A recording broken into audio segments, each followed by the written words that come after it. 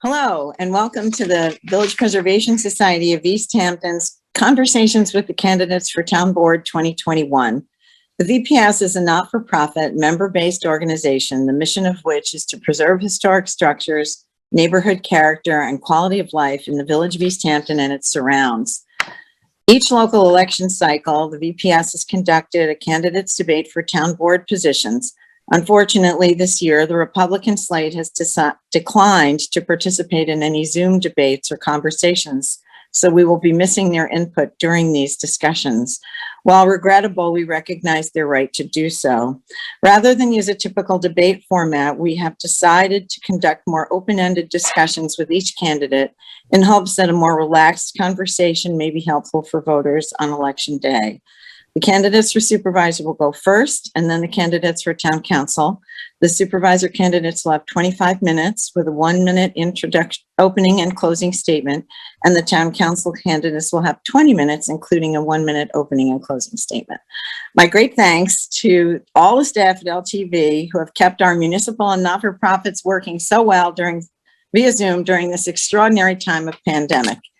So welcome, and I'd like to welcome Supervisor Peter Van Scoyoc, who's running again as the incumbent for town board, town supervisor for town board. And Peter, I'll turn it over to you. I'll give you a minute for the opening statement and then we'll start chatting. Thank you, Kathy, and thank you to the Village Preservation Society for providing this opportunity for the community to hear directly from the candidates.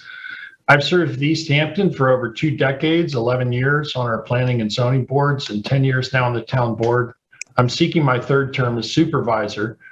Throughout my many years of service, I've always placed preserving our environment, water quality, and building our community strength and resilience to the forefront of my efforts. I've worked to preserve hundreds of acres of open space, most notably the largest farmland preservation acquisition in the history of the town, 32 acres in Amagansett recently, protecting public beach access, preserving historic structures. But what I found most rewarding and challenging has been safely guiding our community through the worst global pandemic in a century. I'm proud of my administration's efforts. We kept COVID-19 infection rate to the 3rd lowest of any town on Long Island. We provided testing sites. I understood that bringing vaccine directly to our community when none was available would require the town setting up our own mass vaccination center. To date, we've administered over 9,000 doses to local residents. I'm endorsed by the East Hampton Democratic Party, the Working Families Party, the New York League of Conservation Voters, and the Sierra Club. It's been an incredible honor for me to live and to serve in this community, and I ask you for your vote on November 2nd. Okay, well, I'm sure you heard the timer going off there. I didn't hear a timer. Okay. I didn't time it ahead of time, so. That's okay. You were just a little bit over, so we'll give Jeff a little bit more too. No big. Okay. It's no big, really. Please give Jeff equal time. Sure. Okay, so my first question is, why this office and why now? Obviously, you're the incumbent, so you wouldn't be running for a different office, but these are the questions. I'm trying to ask the same questions of every. So why am I running for super and why? Yeah. Why now? Yeah. Well, I think that the easiest answer for me is that there are a number of issues and a lot of work that I've put in to solve these issues on the town board, and a number of them remain unresolved. We have an ongoing pandemic. I don't think this is the time to step back and shirk away from the responsibilities that I've taken on for the last 10 years on the town board. And I want to see us through this time. These are very challenging times, and I believe that I'm well positioned, in fact, the best candidate for this particular time. Well, that's great. I know that the pandemic has pulled a veil down over everything anybody has wanted to do. It's been a big distraction, but do you have, could you tell us about some of your other goals for the town? I don't want to diminish the extraordinary efforts the town has taken with your leadership and the town board to mitigate the effects of the pandemic. But if we could hold that aside for a minute, what would be your next big project? What would you like to have done? Well, I mean, major challenges facing the town are some of the same ones that we face globally. Sustainability is really important to me. Energy conservation and moving forward with renewable energy projects. We've put together the largest, solar farm on the South Fork. We've worked with the trustees to negotiate a $29 million community benefits package and encourage offshore wind. That project's moving forward. I think it's critically important when we look around and we see the devastation that climate change is now bringing to our community, whether it's the tens of thousands of pine trees that we're now losing to southern pine beetle, which was never able to survive in this climate. The climate's warmed. The big clam contest the other day, it reminded me that, back in the day, it would be a really chilly day. Now it's more like summertime. We see the sea level rise, coastal erosion. These are all really pressing issues that will have significant consequences in the future, and we need to start planning now. So I'd like to see that move forward. I want to continue with preserving as much of our natural environment as we can and restoring it wherever possible. Historic preservation is important to me. Second house restoration, Fowler House, the cemetery, restorations that we've been working on. Those are all important to me. It's important to continue strong fiscal management. We've maintained a AAA bond rating all 4 years of my being supervisor. We have record high surplus and a very low debt ratio. Affordable housing is absolute crucial topic that we need to address and solve. With the pandemic came a lot of new residents. It drove prices up, and many of the rental properties that were available year-round to working people are no longer available. That clogs our roadways, and it also makes it very difficult for businesses and municipal government itself to hire and retain staff. These are all really pressing issues that we need to continue working on. Okay, great. Thank you. That was a great answer. I'm going to skip to a different question because you kind of brought it up. It's relevant to some of the things you've discussed here, which is, has the intensification of population during COVID given you different views on density and how much more this community can support? So under zoning, we are currently rapidly approaching, I think, total build out under existing zoning. And, the last time I looked at the figures was several years ago, we were about 10% vacant and available properties that could be developed. There's a great deal of redevelopment of properties, which can also increase density because house sizes increase.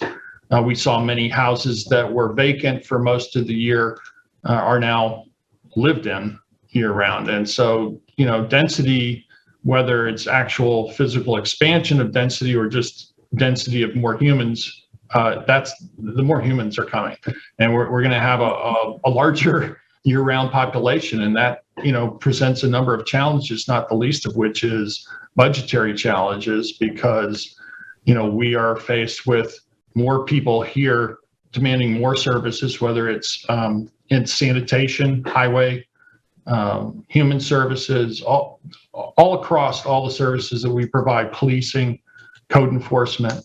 And, we've been strapped with a 2% tax cap, and we're rapidly approaching the point at which I think we should really consider piercing the tax cap, because our taxes are artificially low, and, the services that people are clamoring for, and I hear about them all the time. We need more code enforcement, we need more policing, we need more, litter pickup, whatever it is. All of those are associated with additional resources necessary. And, we're looking at expanding non-tax revenues wherever we can, but we're rapidly approaching a point at which we need to better fund the services that are demanded. Right. Well, thanks for that. Just to follow up on that question, how would zoning help with that? I know, you mentioned that we're about 10% away from build out, and I just think that people don't recognize that as a thing, that there's X amount of room. This is a peninsula. So do you have any proposals for that? I mean, I ask that honestly. I don't have any ideas myself. Sure. Yeah. I mean, there's been some discussion about house size and gross floor area. How much of the property can and should be built upon. But in terms of, further density also, I mean, we have to look at solving some of the housing affordability issues by increasing density in some ways, because without being able to have working people live in this community, it means that they will have to commute. They may not come to do those necessary jobs. We have volunteer fire departments and ambulance services. Those are all local working folks. And without them, and frankly, I think that's the best possible service you could get. Somebody who's doing it for the love of the community, because they have a stake in the community. And, they're not just getting a paycheck. We're going to lose that. We're already losing that. You can see the signs up in front of local fire departments, asking for volunteers. Sure. Yeah. Okay. Thank you. That was helpful. What is your vision for the East Hampton Airport? Oh, well, first of all, my vision for the airport is to, make everybody happy, but that's not going to happen. That will not happen. Vision, though. It's a vision. It is a dream. I think we all recognize at this point that East Hampton Airport has outgrown the footprint that the community will accept. And so the challenge for the town board at this time is to delve deeply into the data and the facts and the alternatives and options to bring meaningful change to those that are impacted by air traffic. And, those impacts have expanded, I think exponentially really over the last several years. And, what was a very small recreational airport, some decades ago is now morphed into a major, regional commuter hub. And I don't believe that's compatible with, the vision for what East Hampton should be and has been in the past. And, I think we have to rebalance that. And we're going to very carefully look at that. I've said this multiple times that taking action at East Hampton Airport cannot result in just displacing the problem to Montauk and another part of town. That does not solve the problem. So I'm willing to take the time to carefully look at the alternatives to figure this out and dial back the airport. And hopefully we can come to a position that the community accepts and to modify the airport. And if in the end result, the community says that's not enough, then, other steps might have to be taken. Okay, thank you. What is your plan to address sea level rise and the effect of more intense flooding for all our coastal areas as a result of climate change? Well, I can tell you that I'm a boat owner, first of all. Like Noah. That's the plan. Get in the boat. Yeah, well, it's always good that if you live on an island to have a boat, but we're going to need a bigger boat. We're going to need a bigger boat. In all seriousness, we started under my administration the coastal assessment and resiliency planning effort using state grants to leverage to bring in consultants to help us analyze areas most at risk, property values most at risk of loss, and that's a significant concern. If you lose your property values, then you have to find some other source of revenue for funding schools, everything else. So areas such as downtown Montauk are imperiled. We certainly saw that after Sandy, with the front row of hotels hanging out over the ocean, how vulnerable that area is. And, so we need to really assess all that, which we've done, and we've done planning. And now it's the point at which and you talked about zoning, implementation of those plans is now what needs to happen next. That means in some cases requiring buildings to be raised, buildings to be relocated, to have more natural shorelines wherever the town's had a very aggressive plan for purchasing and removing structures on low-lying coastal areas. Girard Drive, for instance, we've spent millions of dollars of CPF money to remove houses and restore that area to a natural barrier. Spit other areas in town as well. We've been, buying and preserving land waterside so that marshes and the estuary has room to grow inward, move inward as sea levels rise. So those are a number of the steps that we've taken. Yeah, well, that's great. Do you anticipate I'm forgetting the term now, but for the hotels and for the lower lying areas where there's a bigger group of adjoining properties that would need protections, do you anticipate a tax district for that, like a separate, fund to help, protect those properties? Yes. So in terms of like sand replenishment, we did initiate a erosion control district feasibility study for downtown Montauk and areas around Ditch Plains. And that also overlaps with a wastewater management district because we know that the way that we dispose of waste now is not environmentally or, healthy for humans either. Frankly. And so the best solution for that is to have a community wastewater treatment system for those really high density areas where there's no room for septic.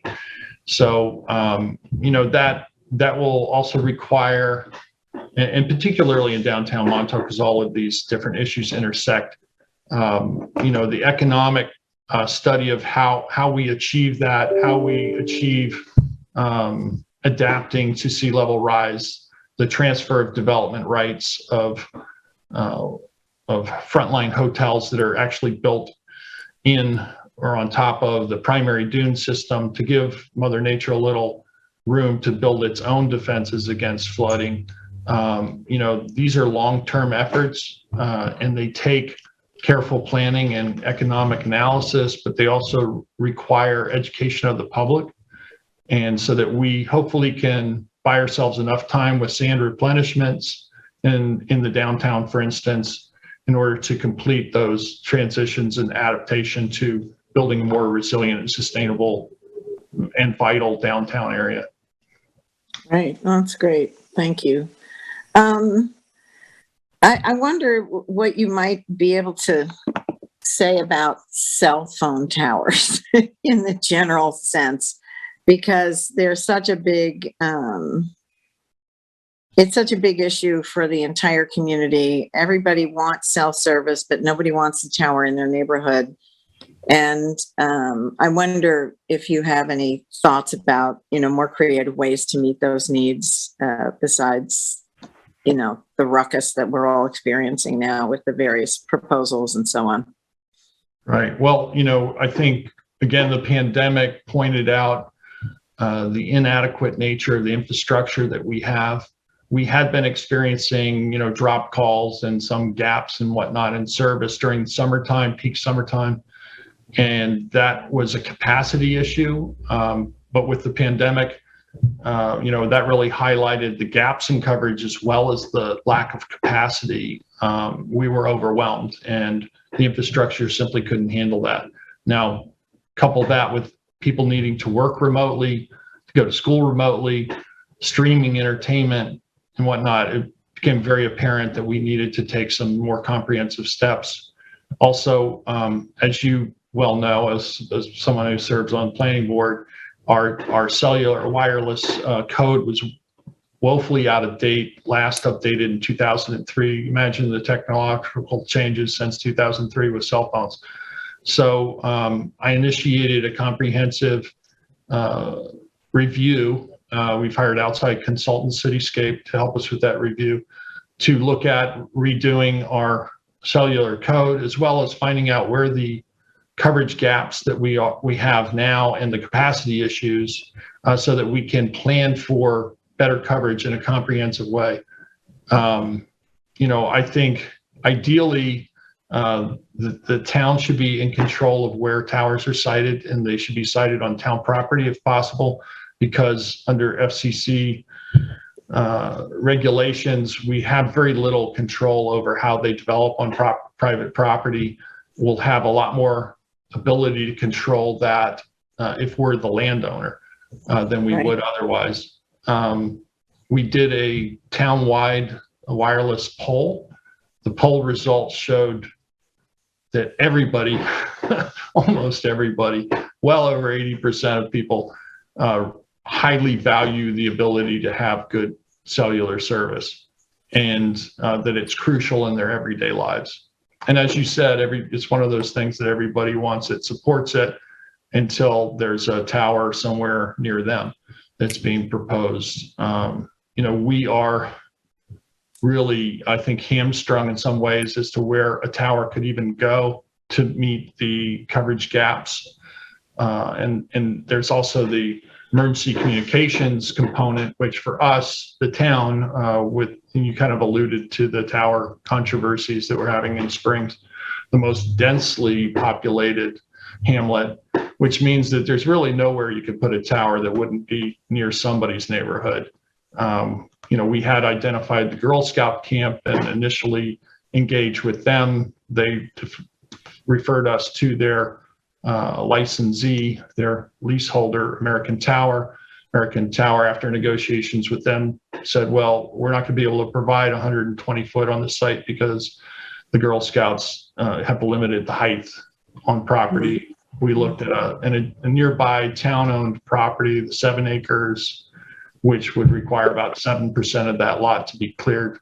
The neighbors were adamantly opposed to that. While it's not parkland, the neighborhood kids and whatnot have been using it like it was parkland. And then, the Girl Scout camp management found out that, that was a problem that had sort of ended our discussions with them. They weren't aware, and they agreed to allow a taller tower. We've been negotiating a contract with American Tower there. Hopefully that will resolve that issue. I'm not sure everybody will be happy with the Girl Scout campsite, but it certainly will complete the town's emergency communications, as well as provide much needed coverage in an area of town that's woefully underserved on both counts. Thanks. That's a great answer, Peter. I appreciate that. How do you see the village and town collaborating on mutual needs or goals? Well, I think there's a number of ways that we have already.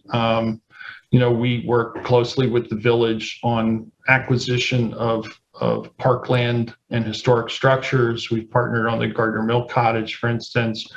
Ocean Road next to Hook Pond, we purchased a property there, had the house removed right near the beach end. Very recently, we've acquired properties adjacent to Herrick Park that will allow for the park expansion in the village. So in those ways, we've partnered on water quality projects, such as town ponds, renovations, and the septic program we offer is also available. Those rebates and grants are available to village residents as well as town residents. I think there are a number of other ways that we can partner moving forward. We have municipal agreements with the village. So, I think it's a really good working relationship that we have currently. And, I see that continuing. Great. Thanks. I'm going to ask one more question and we'll try to make it short, and then you'll have your 1 minute closing statement. So what do you feel is your biggest accomplishment in your time in office? That's hard. I would say getting us through the pandemic. I'm very proud of that. Pulling together over 100 volunteers to administer vaccinations to many of our very vulnerable population. We do have an aging population. I think we're in a really good situation. As I said before, most of the pandemic, we were the second lowest rate of infection for all of Long Island, New York metro area.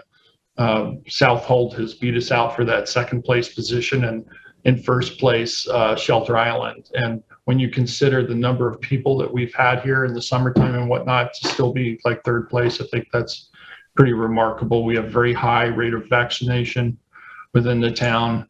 And I'm also very proud of the environmental renewable energy efforts, those accomplishments, being able to negotiate that offshore wind farm deal, providing, a large solar, megawatt scale solar, and offering solar incentives for local residents as well. Protecting our water quality and our environment. Those are really all important to me. I'm very proud of my efforts throughout my tenure on the town board. Okay, thanks. That's great. And you're right on time. This is amazing. Now you've got a minute to close. That's terrific. Thank you. So I guess in closing, I just want to express the gratitude that I have to our community. I was fortunate enough to raise a family here. My children grew up here. I now have an adult son who's a filmmaker. His film was just accepted by the Hampton's International Film Festival. He came up through Quitco's class at East Hampton High School. He interned at LTV, and now he's very exciting to see him develop. I have a daughter who's an environmental scientist at UC Berkeley in California. She was greatly influenced by growing up here as well. My wife was a band director in town for almost 30 years, taught thousands of local children the joys of music. A number of them went on to be professional musicians. I've lived and worked here. I've worked as a commercial fisherman, boat captain. I ran a building company here, residential construction, for over 25 years. Again, I've served my community by being a coach, Little League, soccer, and Springs. I'm so grateful for all the opportunities that I've had, and I really love and cherish this community. And I just want to make sure that we retain all that's really special here, our history, our culture, our traditions, the beautiful environment that we live in, and protect our quality of life. So with all that being said, I hope, I'm extremely honored to be your town supervisor. I hope you'll vote for me November 2nd. I'm endorsed by the Democratic Party, the Working Families Party, the New York League of Conservation Voters, and the Sierra Club. Okay. Thank you so much, Mr. Supervisor. We finished right on time. I'm taking that as a good sign, and I wish you great good luck in the upcoming election. Thank you so much. Okay. Stay tuned. We're going to have Jeff Bragman next. Thank you. Okay, I'm happy to introduce Councilman Jeff Bragman, who's running for the office of supervisor on the Independence line. Welcome, Jeff. Thanks for making time for the VPS conversations with candidates. And you have 1 minute for your opening statement. 1 minute. It's good to be here. Good. I like conversation. It's a change of pace for us. I'm running in this race for a simple reason, a very simple reason. East Hampton is my home, and I want to protect it. For me, it's never been a brand name. It's not a reality television show, and I don't call it the Hamptons. We're a real community, and we have real needs. And I'm more interested in that than I am in the glamorous parties, frankly. And I'm sure we're going to talk about the important issues, the big ones that everybody wants to say the right things about: drinking water, environmental protection, renewable energy, sea level rise, affordable housing. But I want to keep in mind something that I sense when I talk to people on the street, and that is that there's sort of a lingering sense of unease about what's going on in town, and a sense of loss. And I really think it's worth considering that we can't let, the houses and the parties get bigger and bigger while the local community gets smaller and smaller. And so what I've said often, and will continue to say, is that if there's anything I can do to make East Hampton calmer, quieter, and slower, I'm inclined to do that. And the other thing that's really important to me is public engagement. I really think we could do a better job of engaging the public and helping them to understand. We don't have all the answers, but when we have really involved citizens that come in and know the issues, it's really helpful. Lets us know when we're off track and gets us on the right track. Okay, great. Thanks. That's a little over a minute, but that's okay. Peter was a little over too. Okay. So I'm just going to ask you, a few questions. They're more open-ended than I've done in the past. So my first question is, why this office and why now? I think I can really bring a change in the way we do business in town hall. I believe in doing my homework. I believe in planning.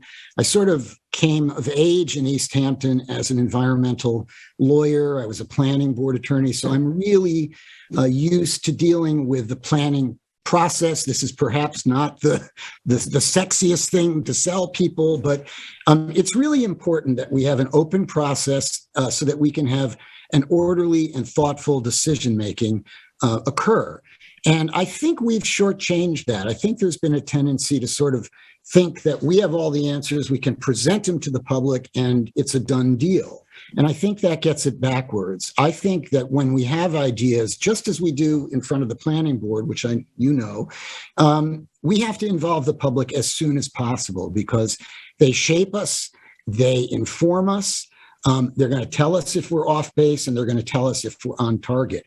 And that's how we make good decisions that really benefit the community. It's much, much easier to do it that way than trying to go it alone without them.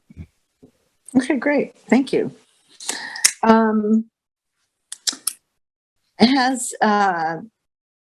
the intensification of population during COVID given you different views on density and how much more this community can support? Oh, yeah, sure. Of course. We're having trouble with quality of life issues. We're having trouble keeping up with noise, speeding, littering.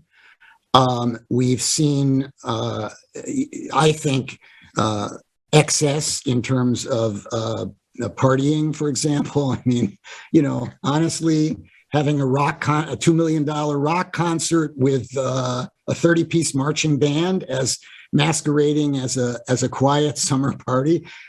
I think we could do something about that. And also, I have to say, we've really not taken a strong stand on house sizes, and we're watching communities that I know. I used to live in the lanes of Amagansett. It doesn't look anything like what it used to. And everybody's seen it all around. And we haven't adjusted the house sizes that we have out here in years. And I think people would be surprised if they knew how large you could really build if you have a large lot. So I do think there is a way to take more control. I think there's a way to set an example that we're still a rural small town, even though we're very privileged to have very accomplished people, very affluent community, very skilled in all fields, which is a real benefit to us. But you know what? I think many folks, whether they're brand new here, been here for 300 years or 3 months, came here, know why they came here. They came here because we're a beautiful seaside town, and I would like it to be, frankly, quieter, calmer, and more in keeping with the reasons that we moved here. Well, thanks. That's a great answer. I wonder, in terms of a follow-up, can you recommend how zoning could help in achieving that goal? Well, I do think we have to revisit the zoning code, and I think we have to limit house sizes. I think we can do that by comparing ourselves to other communities. I think our special events law, I'm on the special events committee, and that's the committee that okays the parties over 50 in people's houses. I think that law needs to be revised. And I think we really have to look at what we're doing with our beaches. Our beaches are getting very commercialized, and really every summer evening on our beaches, you have to be careful that you don't intrude on somewhat glam. Our clam bakes aren't, just sitting around in blue jeans on the ground these days. They're white tablecloth with service. And, I think that's something we should think about too. I think, maybe we should have a couple nights, along the way where we don't have any events on the beaches. And where folks can just, make a fire for themselves and some neighbors, maybe have a dog or two on the beach without worrying that they're going to, get the dining guests, messy. I think there are ways to calm the place down that we could do. And I say that, I'm aware of the fact that there are a lot of local people that work and cater in that industry. And I think there could be more of that done in people's houses, return them to their houses and maybe give us the beaches, I don't know, a couple nights on the weekends or one weekend night. I think we can do that. Litter, we're trying to stay on top of. It's a very tough thing because as we've been informed recently by the police chief, people that litter don't tend to do it in front of police cars. So what happens is you got to catch up afterwards. Right. So buildings and grounds tries to keep up with it. We've got a new code enforcement officer, and I know he's visited shops in Montauk because they've had a problem, and let them know that they're supposed to take care of the area in front of their stores, which I think is helping. So those are some ideas that I think would help us. Great, thank you. That's a great answer. So what is your plan to address sea level rise and the effects of more intense flooding for all our coastal areas as a result of climate change? That's a difficult question, but we've started on the path, and Montauk is especially vulnerable. That's a question that focuses attention on Montauk. And we're planning a Montauk downtown wastewater district, and we certainly have to take into account where the sea level is likely to come up, so that we don't build infrastructure where it's going to happen. And we have the ideas on paper, because we have the coastal area resilience plan, and we had some actually contentious meetings in Montauk, because it's easy to say that you have to realign businesses or remove businesses, readjust. Mm-hmm. It's much more difficult to get into the mechanics of how you can do it, how you can induce people to do it. And when we started to get into that, and the planners, I think, somewhat hastily sort of just detailed an area that would be good to move businesses into and an area that would be good to move businesses out of. Montauk got very upset and said that's you can't just point to lines on paper. You've got to actually have the mechanics down.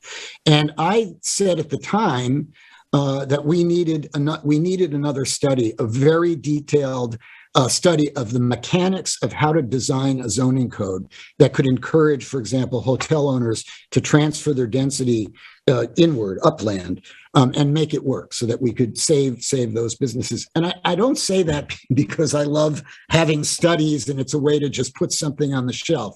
I say it as a person who's really dealt for all of his professional life with zoning codes.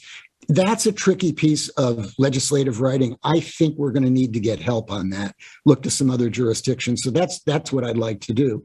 And the other thing is we have to be aware of it. I mean, at one point, the town board, I think, over hastily decided that they were going to build a 6,000 square foot aquaculture building on Gann Road and countersink it into the ground 8 or 10 feet so it wouldn't be as overpowering, without understanding that that's an area that's targeted for sea level rise. Believe it or not, or you probably know this, counterintuitively, a lot of the sea level rise is happening on the non-ocean side. Like mm-hmm. in my neighborhood, actually, up near Swamp Road, that's an area that's going to experience very heavy sea level rise. So you've got to keep it in mind and not build, in areas that are subject to that, kind of stress.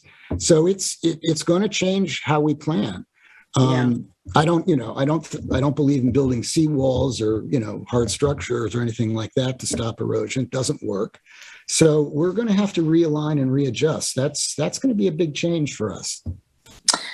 Thanks. Can you talk a little bit about the possibility of a separate tax district for areas such as downtown Montauk for, erosion control and so forth? I mean, I know the wastewater treatment, is already a topic, but well, the erosion control district has a different intention. It's to do, right. Beach nourishment, and the question is, how broad should the district be? Again, we've got to get input from Montauk. Obviously, the broader it is, the easier it is to carry off because you got more people contributing to paying. And obviously, to the extent that we prevent beach erosion, we're not just helping hotel owners, we're helping the entire community of Montauk save its beaches. So I think it's a good project. It's been sort of bumping along, and it's supposed to end with the Fire Island to Montauk, beach nourishment program as an element. And, I was 6 years old when they started that program. Well, they made some promises and they haven't kept the promises. That was the Army Corps of Engineers. I'm not kidding. I was literally 6 when they started. We've all been waiting, and then it was like, oh, it's going to be next year, and then all of a sudden, oh no, we've got this other project that we want to do that's further west of us, and you have to wait. And we sort of argued in vain, and now we're just hoping. But it's a good plan for a beach nourishment district, and Montauk needs it. Right. Okay. Thanks. What is your vision for the East Hampton Airport? The $64,000 question. It's only 10 words. You're not asking a hard question here. Only the easy stuff. Look, I have the longest record of anybody on this town board in supporting local control of the airport and trying to eliminate not only noise but environmental impacts and safety impacts. And to show you how long I've been battling it, when I first started doing it, people would come up to me and say, oh, you're just defending those people around the airport who want their houses to be worth more money. Of course, now we know that it affects thousands of people. We're punishing our neighbors. And I think, actually, surprisingly, even pro-airport people agree on one issue with anti-airport people, and that is that the status quo is not acceptable, that we have to do something. The thing is that in order to stop this bombardment of noise and pollution, and the emission of greenhouse gases is a very serious problem in larger airplanes, especially.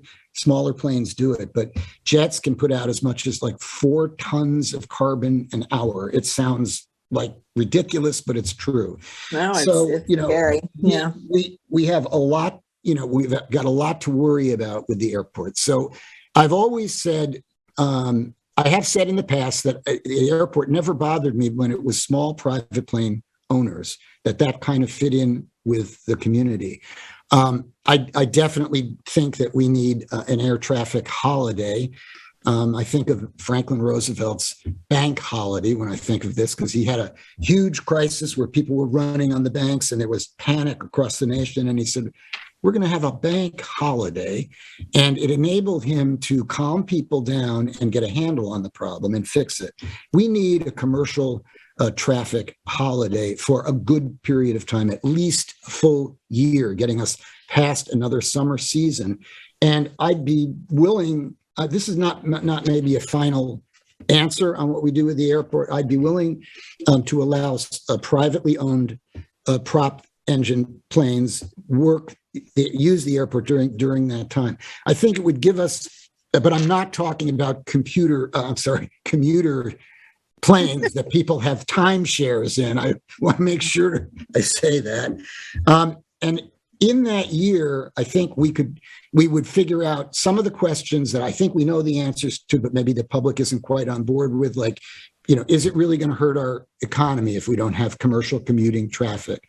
Another big question that's gotten Montauk very agitated, I'm not sure whether that agitation is fully warranted, is are they going to get slammed with traffic? So if we eliminated our commercial traffic for that period of time, it would give us a chance to see what the impacts are in Montauk. And as I said, I think it may be less than what the popular press right now is saying.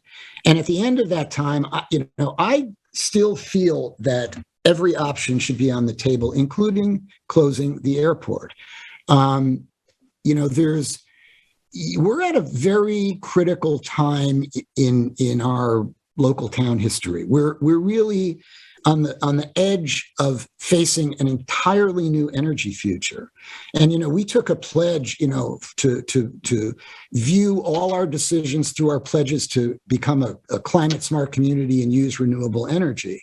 And when you start looking at the number of people that are actually the airport users, and then you look at the impacts, and you include, greenhouse gases, as well as noise, as well as, leaded fuel, and you begin to let your imagination go on what 600 acres could mean to the town. I think we as town board members have a real responsibility, not to look backwards and be nostalgic and say, well, that, we've always had it, that's the way it's got to be, but to really seriously grapple with, could we make a really different future by changing it dramatically? So I'm not telling you that I have an answer. I don't really want to say, because we're still waiting for a little bit more information, but I will come out more definitively before the election, because I think the public has a right to know that. But for the moment, that's where I would go. I'd take that period of time and really try to figure, monitor in real time what's happening. And we can make adjustments too. We know now that if we close the airport temporarily, the way we regain local control is with a temporary closure and a reopening, that we have much more control over the traffic. So during that year, we could adjust as we see things moving in real time. But we're going to come to a decision point where I think it's important that we really take seriously the idea of a different kind of future than we've ever had before. Great answer. Thank you, Jeff. So what do you feel are your accomplishments during your time in office?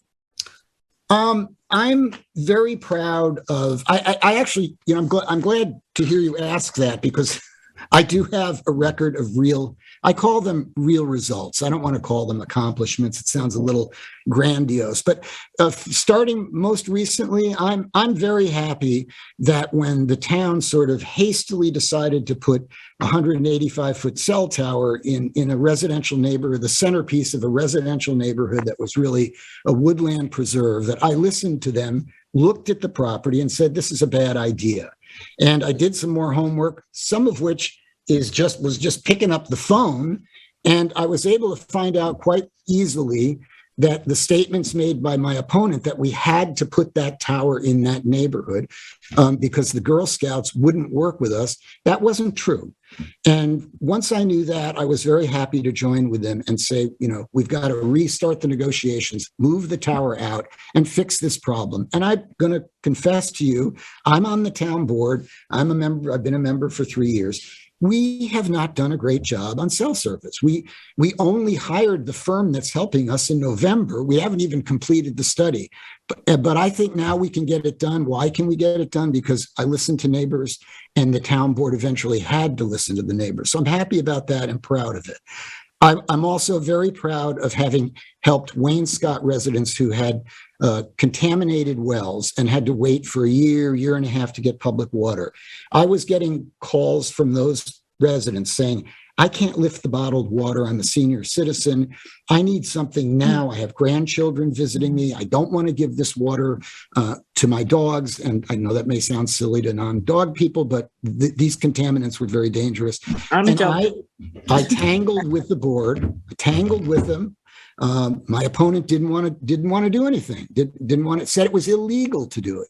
Eventually, they unanimously agreed with me. We allocated money and we provided funding for temporary in-home filtrations to keep them safe. I'm proud of that, and I'm proud that the board went along unanimously. I'm also had a similar result in Amagansett when they had dust storms. Again, I got pushback from my opponent who said it's global warming, the birds ate the seed and the dust blew, and that's all you can do. And it closed businesses, it closed recess, and it damaged homes. And I worked with the farming community and the agriculture committee. Who knew that the agriculture committee would have something like controversial and important? I thought it was just going to be, keep agriculture alive. And I was able to craft a law for cover crops that the farmers liked, the residents liked, and eventually the town board approved it unanimously. I did the same thing on Camp Hero. Camp Hero used to be an affordable housing project. It's a modest neighborhood. They've had trouble for decades with a faulty system, a wastewater system that's polluting Hither Hill State Park and Oyster Pond. I think it was tossed to me. You can say I'm being too suspicious. I think it was tossed to me as a mission impossible because they were very angry and nothing had been done for years. And I'm not going to claim this is a personal accomplishment. I talked to everybody in town hall I could find, and including Tom Rule, in the community housing office. And I talked to Kim LaCaruba, I talked to Fred Thiel, and we figured out that we could use water quality improvement funds and completely, get them going on a state-of-the-art nitrogen reducing septic system. So that went from contention and angry neighbors and somebody tossing it to me like, this will keep them busy for a while, and I think it's a real success. It's not over, it's just started. And lastly, I got to talk about something that to me is important. People may think it's a little whatever. It's the dog park. An idea was floated to, change the dog park, maybe remove the fences on the outside and really dramatically change it. And I know it well. I have dogs. I freely admit I have a dog in this fight, and I didn't want to see it change. It's a beautiful park. It's not just for dogs. People walk.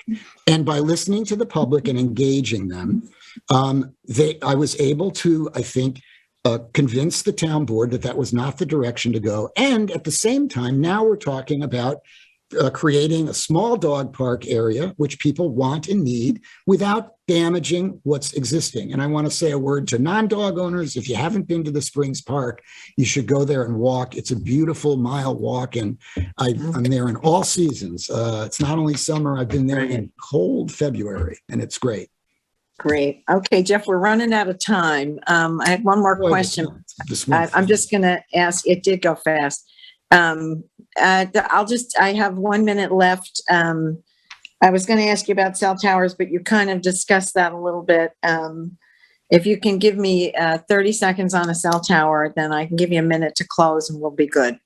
Because the problem is everybody wants cell service, but nobody wants a tower near them, so how do we address that? And, I'm very careful with accusing people of being NIMBYs because in my experience doing law cases, controversial law cases, I've learned to trust the public. They know their neighborhoods, they're worth listening to, and they always have comments that make sense.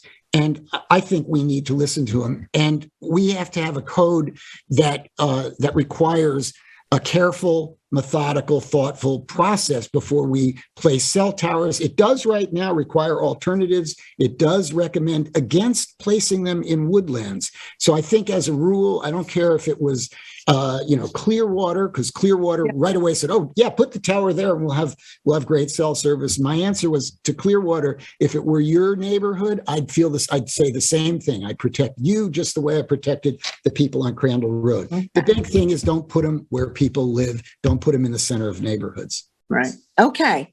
Thank you. So now you've got a minute to close. I'm going to time you. Oh, gosh, here we go. You're tough on that, too. I am. Well, I've got to keep a schedule here, All right. I want to end where I began and just say, East Hampton is not just a place I live. It's a part of who I am.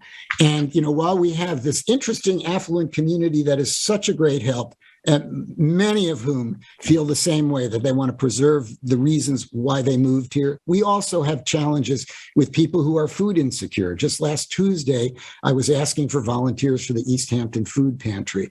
But I think the way that I want to make a difference is that I believe that government works best for the public when it involves the public. When we view public participation as a bedrock, not a roadblock to thoughtful decision making. And I want to say to everybody who listens to this, anybody that has a good idea is welcome to me. I don't care if they're Republican, Democrat, independent. I don't care if I love you or hate you or you hate me. If you got a good idea for East Hampton, I'm going to listen.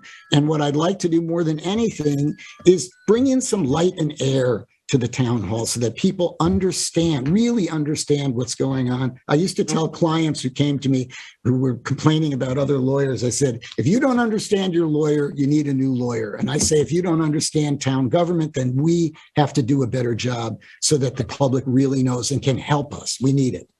Okay, well, thank you very much, Councilman Jeff Bragman. We wish you good luck in the upcoming election, and I really appreciate you taking the time to talk to me today.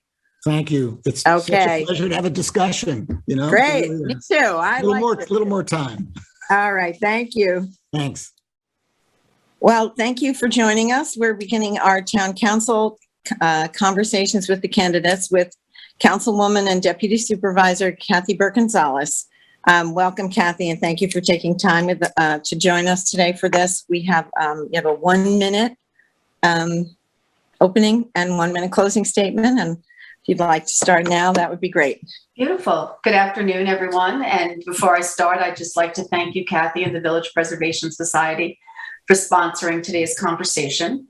For folks at home, I'm Kathee Burke-Gonzalez, and I'm running for re-election to the East Hampton Town Board, having been endorsed by the Democratic and Working Families parties, as well as the Sierra Club. And I should note, the only incumbent in this race. I live in Springs with my husband, Joe Gonzalez, and it is official. We are empty nesters. Our daughter, Nina, is away at college. She's a senior, and our son, Burke, is living in New York. Over the last 4 years, I've been hard at work, increasing mental health services for our youth, securing additional funding for quality childcare and after-school care, supporting swim instruction at the YMCA to waterproof our kids, expanding senior health and wellness programs, purchasing a 7-acre parcel on Abraham's Path to site the new, larger senior center, and during the pandemic, delivering over 80,000 frozen meals to keep our seniors safe at home. I'm asking for your vote so I can continue this important work with confidence, compassion, and courage. Thank you. And I'm ready to converse. Okay, excellent. Well, this is great. I just want to remind our viewing audience that the Republican candidates are not part of this. I mentioned that at the outset when Peter and Jeff were, starting out. But so I just wanted to ask you, these are more open-ended questions. Sure. Has the intensification of population from COVID given you a different view on density and how much more our community can support? You know, it's interesting you bring that up because we talked about that this morning at our enforcement meeting, and we're having these conversations at our CACs and other meetings that we hold internally. Because, right now, for instance, the East Hampton Town Police Department saw the busiest season that they've ever seen. Wow. The number of calls and calls they had to respond to. And unfortunately, they had to do that with down 11 police officers. 7 are on disability. 3 are at the police academy. Well, because of COVID, the Suffolk County never held a police academy in 2020. Oh, yeah. So we've got 3 officers that are in the police academy, and hopefully they'll graduate at the end of the month, and we have 1 spot open. So, and we're seeing that we're having difficulty, being fully staffed across many of our departments. Part of that is, the town's wages aren't competitive with other, municipalities and the private sector. Although you look at the private sector, they're having difficulty, retaining staff as well. I think that the media called it the Great Resignation. We've seen so many people rethink their lives due to COVID. And I've had outreach from folks in Springs. There's a new community group that started, Spring Citizens for Civility, and I met with them, and they're concerned about speeding on our roadways.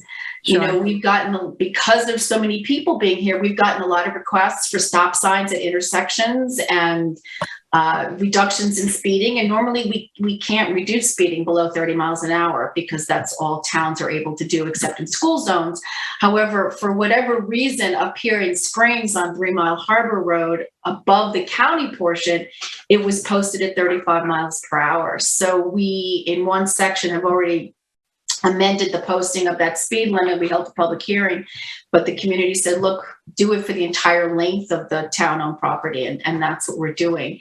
So, we're getting, people are reaching out saying there's so much litter here, because there's just so many people here. And how do we get our arms around that? And, it's just, intensification is a good word, because there's just so many part-time folks that have made, East Hampton their home. The schools are feeling it. I talked to the school superintendent in Springs, and in 1 week she had 43 students enrolled.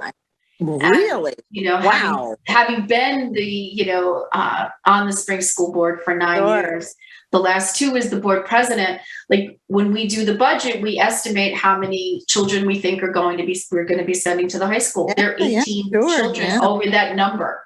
So it's really, this will be a telling, winter to see how many people are really now officially calling East Hampton home. Very interesting. I had no idea. I mean, I know the school enrollments had gone up, but I had no idea there was such an increase. I mean, that's like 2 classes worth of kids. Right.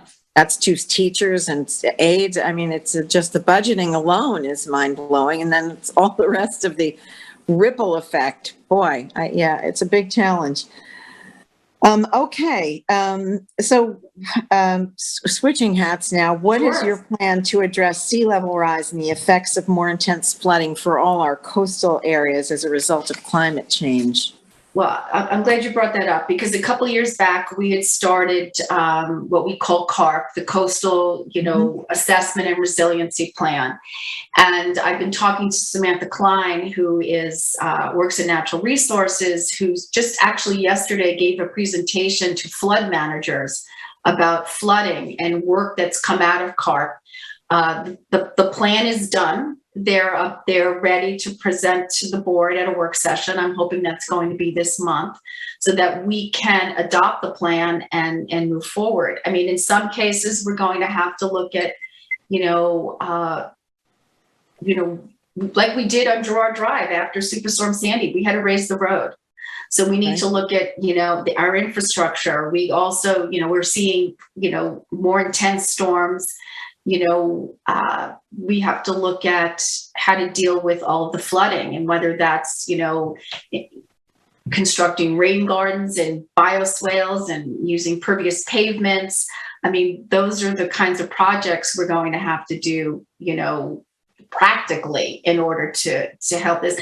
We have to look at our transportation vehicles, with this frequent flooding, people would need to get evacuated. Do we have the right kinds of vehicles in place in order to do that? Fortunately, we have a system when we are anticipating, a rise in sea level due to a particular storm, that we notify those residents and we help get them evacuated. The last storm we had, we saw they were opening up the high school, as a Red Cross shelter. And some of these are just nor'easters. They're not even like major hurricanes. It's, and then we're seeing,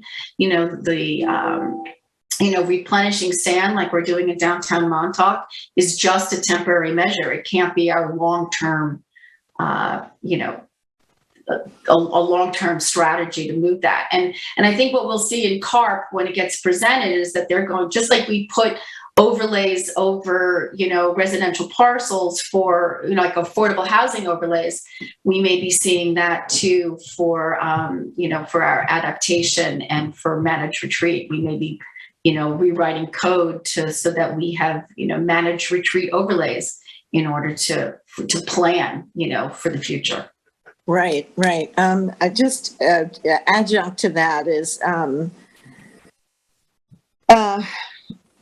the erosion control tax district. Will there be a tax district, and can you explain a little bit about how that would work and where you see that happening? I'm thinking of downtown Montauk. Well, so they've actually, and Peter is actually the point person on that. They've done a wastewater management committee out there, and they're working on that. And they've also put together an erosion control district to begin studying it and investigating and bringing in experts to help us decide, how we map that out. Who gets included? Is it just the front line, or is it, are we going back, a number of streets and how we, how we can pay for it. Right now we're waiting on FIMP, and we were told, we were going to be, the first community that got the dredge. And now we're at the end of the line. And so we need to put pressure on our elected officials, on the federal level, because it's really unacceptable. We can't continue to put sand on the beach year after year.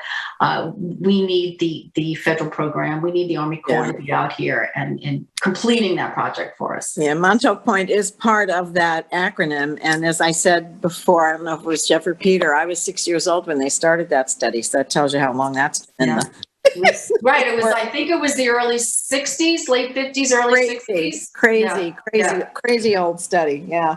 Yeah. We talk about, with, municipal government, it takes you a long time to turn the ship around, but that is just, that's a little, it's that's outrageous. Multi-generational, you can talk about 10 years maybe on the timeline, but that seems a little crazy. Okay. So now, what is your vision for the East Hampton Airport? Okay, so I right now would like to see, a modified airport. So we've gotten the letter from the FAA back in November. It laid out a number of options. Option 2 was for us to temporarily close it and then reopen it as a private use airport. And I would like to see us open it as a private use airport where prior permission would be required in order to land there. I'm very sensitive to moving the problem, Cathy. We've been talking about this for years. Since we first met each other, I think. Yes. Moving the problem, to Montauk. So I'm very concerned about diversion if we were to close the airport, because it's not like they're going to, aircraft, if we were to close it, would fly along the, out to sea and then drop in at Montauk. They would fly, across the town.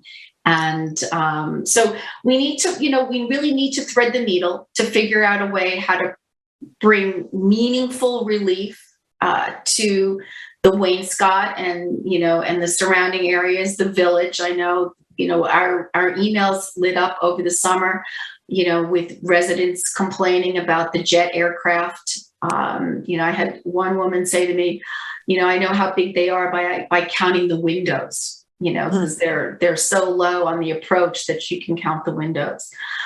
So we need to, figure out how we can run a publicly owned, private use airport.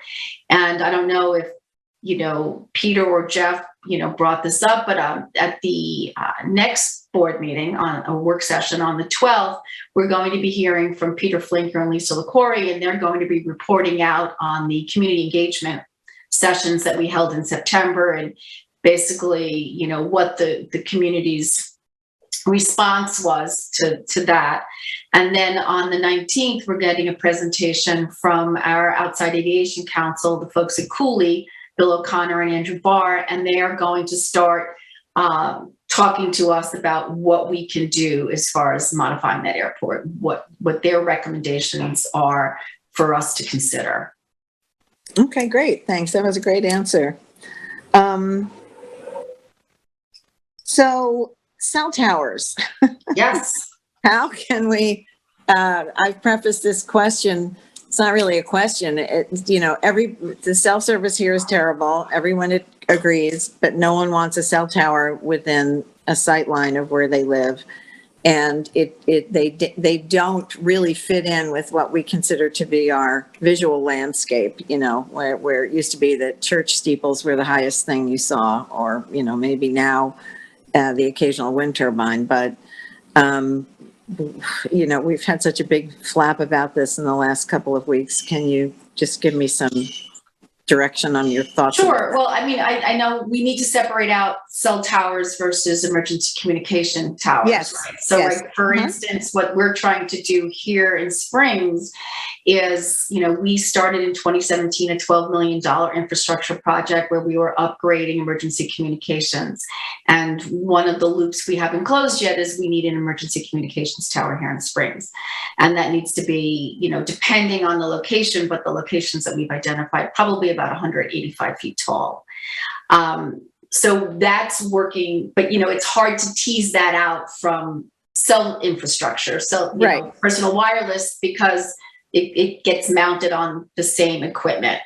So we did a poll. We got, for first backtrack, we hired, a consultant, Cityscape, and they've been tremendous partners with us. They've been out here. They've mapped every site, whether it's on a church steeple or it's, behind town hall or whatnot at the new, the old brush dump on Stevenhans Path. So we've got, an inventory of all of our equipment. We have coverage maps and we know where the gaps are for personal wireless cell service.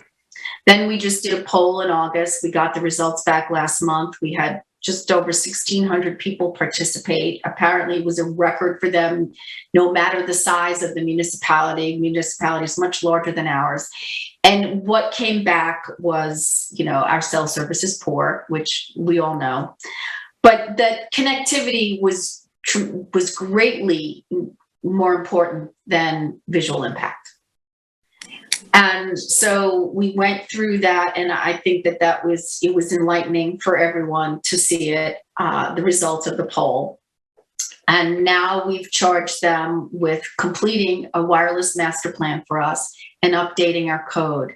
Because I think what we need to do is, nobody, as you said, wants a tower in their backyard. They don't want to be in the fall zone. They're, That's right. concerned, and rightly so. But I think we have to be thoughtful. For instance, we can, if things work out and we can move forward, for instance, in Springs with the Girl Scout camp and site 185-foot emergency communications tower there, that allows 4 carriers to go on that tower. And I think that needs to be part of the goal, is to build towers where we can site the 3 major carriers plus Dish on that, that infrastructure. Another example, I believe Verizon just put a cow on Stevenhans Path, and they, I believe, got all the permits that they need now to make that a permanent tower. And AT&T wants to go on that. They asked for a 120-foot tower. And that would have accommodated the 4 carriers. But unfortunately, they were only permitted by the planning board for 110 feet, which means 1 carrier gets bumped off. So only 3 carriers can be on that tower, which means if that 4th carrier needs service in that area, we need another pole. So we need to be really thoughtful and understand. And I think that that's what we need the new code for, so that everybody understands how we move forward, so that, we have the coverage we need.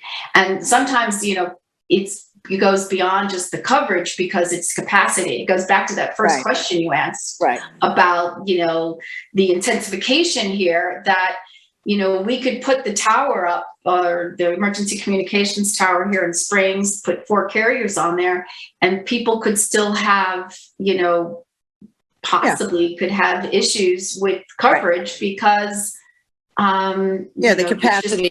So many people living here. And again, we always felt it in the summer, but with COVID, it was a 12-month problem. I don't mean to hurry you along, but we're running out of time a little bit. So I just wanted to quickly ask you one more question, then give you a minute to close. I wanted to ask you what you feel your accomplishments are during your time in office, and what may be left undone. If you can put that together in a minute, that would be great. It's interesting. I was very excited to get the endorsement of the Sierra Club. It's a grassroots environmental organization that's got 4 million members, and for all the work that we've done on climate and renewable energy and water quality and whatnot. But I think what's nearest and dearest to my heart is the work that I did with the Human Services Department. Working with kids.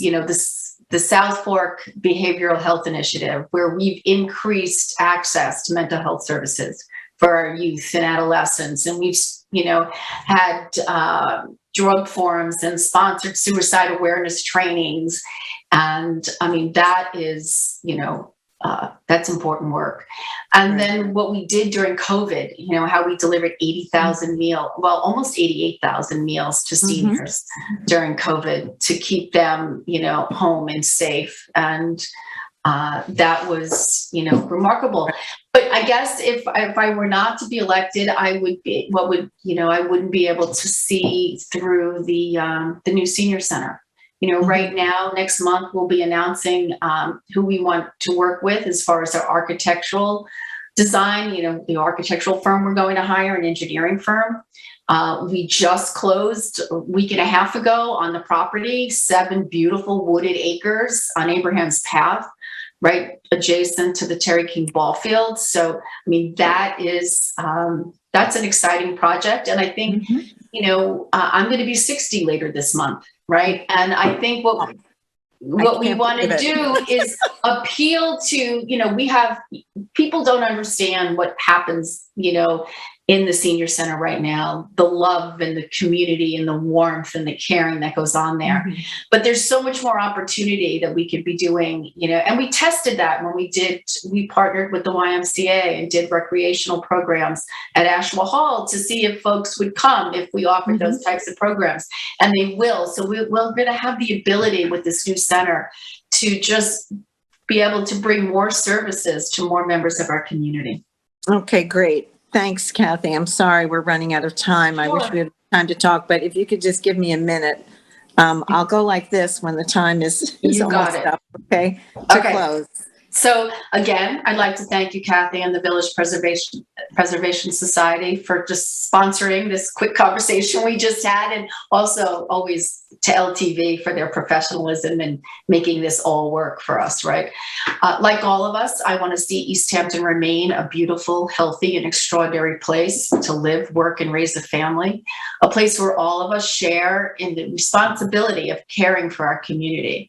And caring for our community means protecting our drinking water, surface waters, and harbors and bays, advancing offshore wind and solar energy, utilizing science and skilled planning to address rising seas and coastal erosion, defending our beaches and beach access, leading a thoughtful process to secure meaningful relief from noisy aircraft operations, creating affordable housing opportunities, sponsoring drug forums and suicide prevention training, designing and constructing a new senior center, and collaborating with Southampton Hospital on a new medical facility right here in East Hampton. So I'm hoping folks will vote for me on November 2nd so I can continue to address the pressing needs of our children, our seniors, and our natural environment. Thank you so much, Councilwoman Burke-Gonzalez. We wish you good luck and happy anniversary. Oh, thank you. 25 years. Amazing. It's a big month. That's an achievement. Thanks very much. Right. Good luck in the election. Thanks, Kathee. Okay, Be well. right. Bye-bye. Welcome, Cate Rogers, who's the Democratic candidate for Town Council. And she's kind enough to join us for our candidates' conversations. And she's going to begin with her opening statement of 1 minute. Okay, Cate, welcome. Well, thank you, Kathleen. Thank you for the opportunity for this opportunity to present my views to the community. I also thank the Village Preservation Society. And briefly, for 20 years, I have been working to protect our neighborhoods and the environment in our town. I am an advocate for renewable energy, a former zoning board of appeals member and vice chair for a total of 9 years, a businesswoman and a mother. I have been a member of the following town committees: Nature Preserve Committee, Energy Sustainability Committee, the Solar Energized Task Force, and the Emergency Preparedness Committee. I am a current member of the Spring CAC. I'm a founding member of the New York State Coalition of Climate Reality Chapters, Win with Win and WinWorks Long Island, as well as the former chairperson of the East Hampton Democratic Party. I know that the key to public service is bringing people together to solve problems, and I am deeply committed to our town. As Councilwoman, I will bring the experience, leadership necessary and needed to join our community together in pursuit of the solutions to the problems and issues that we face. Thank you. Perfect. That was almost exactly a minute. I'm so excited. Thank you.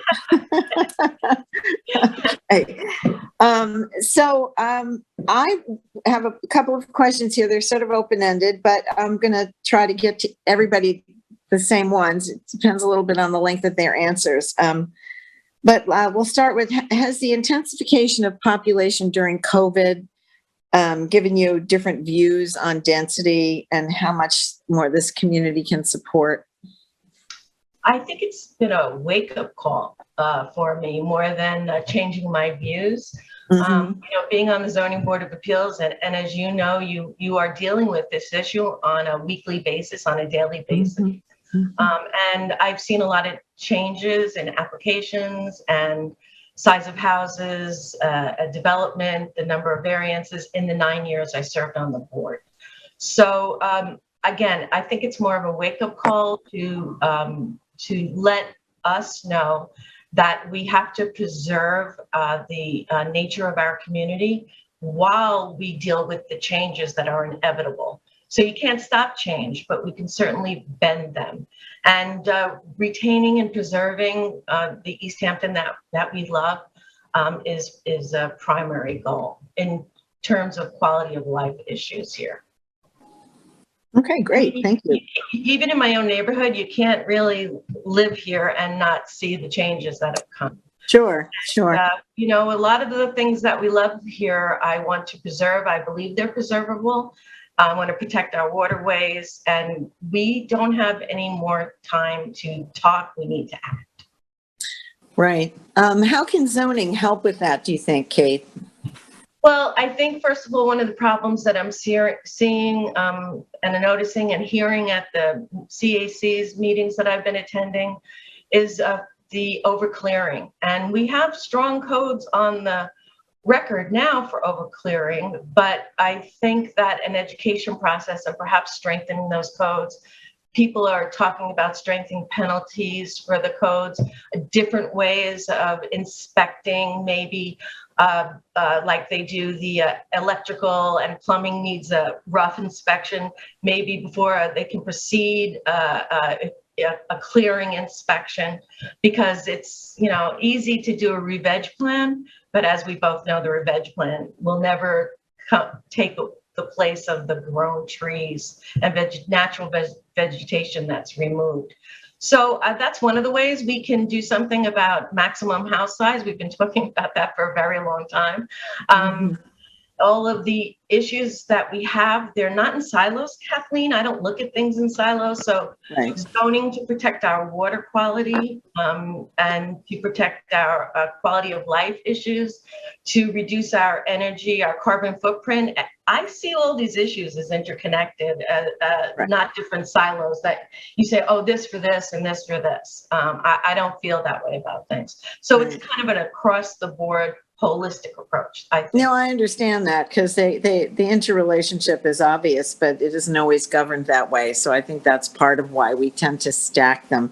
But it leads right into my next question, which is, what is your plan to address sea level rise and the effects of more intense flooding for all our coastal areas as a result of climate change? So as you know, this is a passionate topic of mine. I know that we both attended the Climate Reality Project training, the former Alcor group. I have been a mentor at 5 trainings. I went to Europe as well and attended trainings there. Wow, cool. Yeah, I went to Berlin. It was a great experience. I got to see where they were going with renewable energy. I look at the CARP study, which is the coastal assessment of our town, and it was done years ago. And I look at the impacts that are possible.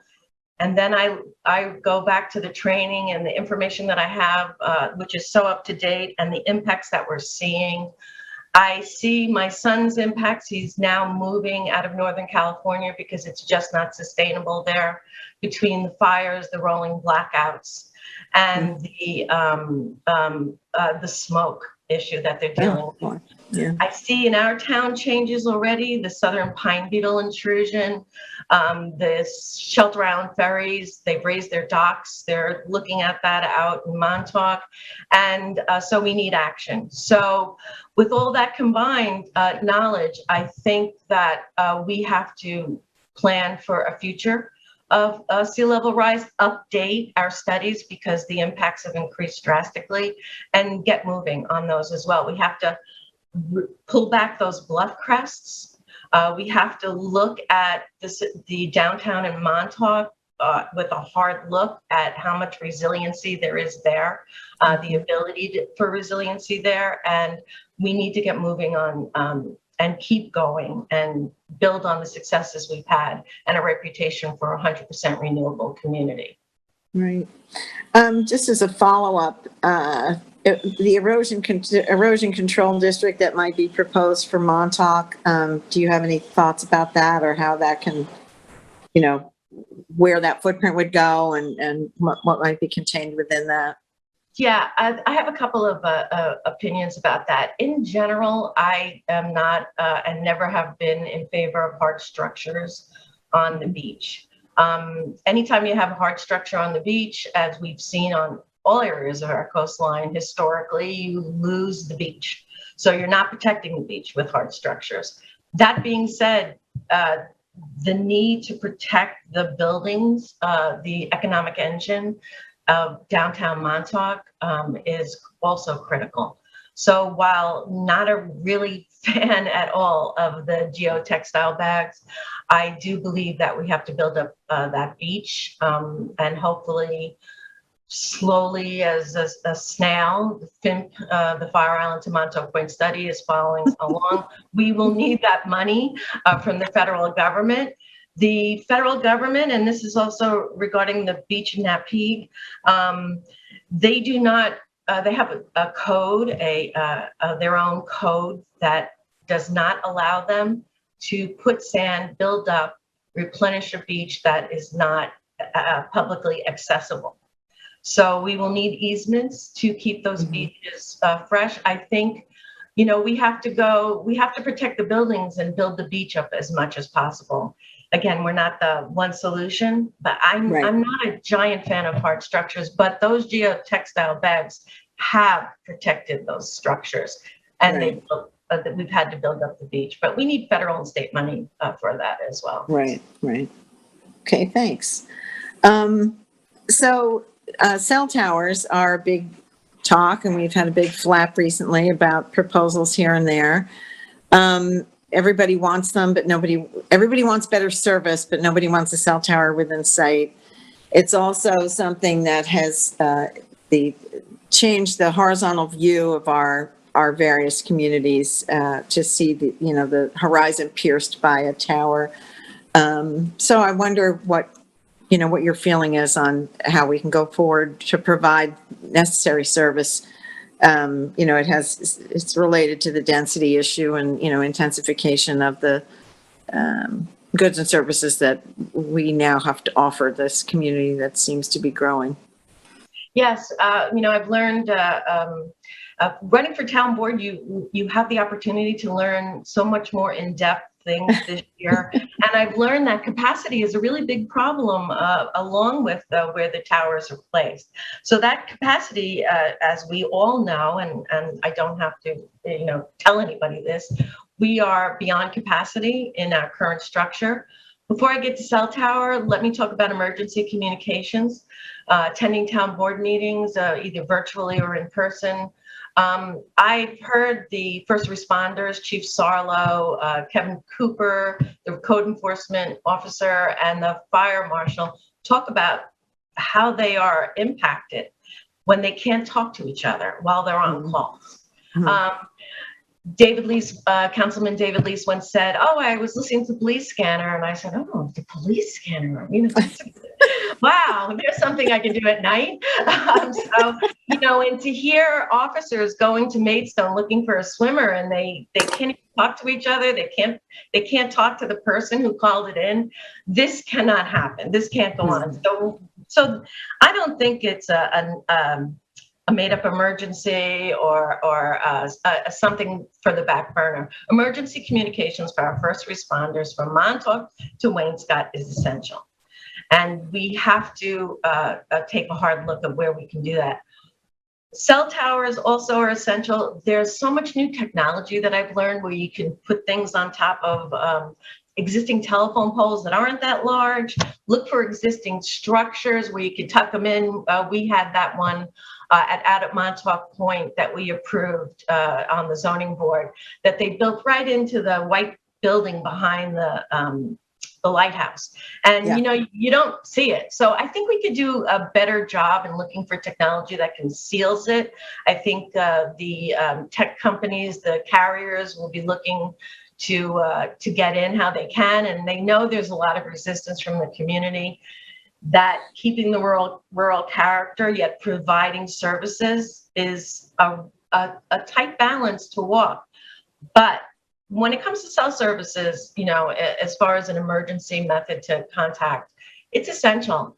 I'm hoping that the town's negotiation in Springs with the Girl Scout camp moves forward.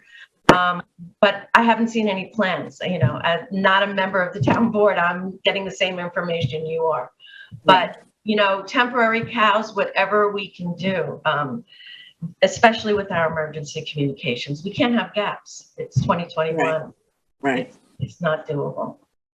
Yeah, just for the viewing public, a cow is a cell tower on wheels, which can be moved in and out. It's a portable cell tower. Those of us in the biz kind of know what the acronym means. But anyway. Yeah, sorry about that. You're right. That's okay. That's okay. Tower, you know, again, Kathleen, we can't work in silos. We need cell service. We don't want to overclear any more land to get it. We have to use that holistic approach. But when I hear the first responders talk about emergency services and their gaps, it's just not sustainable. And if we're looking for a sustainable future for our environment and our community, that's a part of it.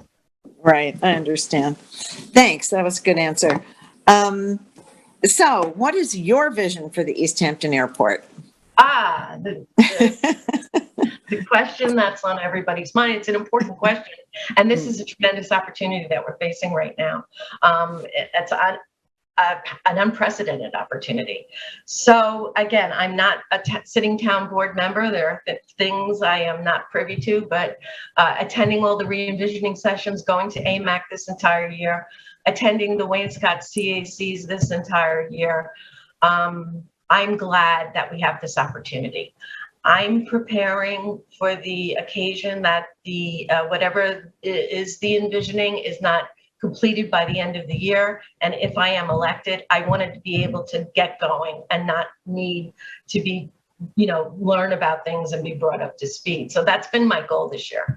So I attended 2 of the re-envisioning sessions, participated in breakouts. What I do know, first off, is that the status quo of the airport is completely unsustainable. Doing nothing at this juncture in time is not an option. It's only that you have to go and sit in someone's backyard or drive up the street and hear the incessant attack of noise constantly from the commuter helicopter flights in particular, and the jets. I know certain things. I don't know if I have enough information to have a definitive answer, and I know everyone's looking for that, and it's frustrating, and I get that. And it's not like how I like to work, as you know. I like to go for the solutions, but we need to look at the impacts to Montauk. I see the part of the situation in Montauk is they have very limited ramp space, no parking, overnight parking. And they're surrounded by Suffolk County parkland tightly, and so that airport cannot expand. So that is good news. However, directing all, moving the noise from over here to over here is just a shell game, and it doesn't work. So whatever restrictions, whatever modifications to be able to take away the noise issue, I studied and looked hard at the carbon emissions, and I don't want to overstate, as some people do, saying if we close the airport, it's going to be amazing. The planes will still either fly to West Hampton Beach, so I don't know how much we're doing about that. Better we work on car transportation, the evolution to EVs. I think that's a more realistic impact, although we will have some emission drop, and it does contribute significantly. But I don't know, since we're not prohibiting air travel in total, I don't know what that impact would be, and I don't want to overstate it. The noise issue, the quality of life issue, it's unsustainable, and it cannot maintain as it is. So I think looking at the options to restrict the airport, for me to understand more from the lawyers, again, if elected, on whether we can just close the airport, what can we do, and if we don't close the airport, what we can do about routes. What impacts will that have? Because it's not just the people that live near the airport, it's the people under the routes that go all the way back to New York City. So this is a problem as elected officials in East Hampton. We need to focus here, but we also want to take this opportunity and make it meaningful, make meaningful changes. I hear people say that that's been tried in the past with the restrictions that were challenged in court, and eventually the town lost when we were doing restrictions on helicopter traffic. And honestly, if we can't do meaningful change, then we have to look at what it means to not have helicopter flights to East Hampton Airport in particular. Okay.